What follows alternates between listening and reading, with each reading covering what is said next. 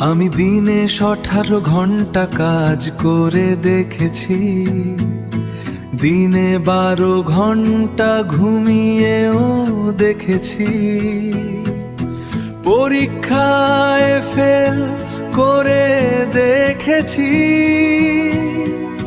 ক্লাসে প্রথম হয়েও দেখেছি। আমি রোমাঞ্চকর প্রেম দেখেছি, শিকড়ের টান দেখেছি, তিক্ত বিচ্ছেদও দেখেছি।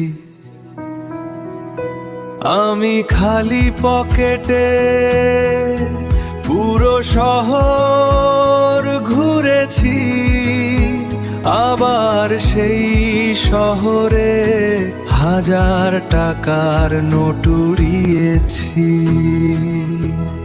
আমি সব কিছুর বিনিয়ে নিজেকে খুঁজেছি, খুঁজে পাইনি কোথাও, কোথাও আমার অস্তিত্ব নেই। আমি ঘুরে বেড়াচ্ছি পথে পথে,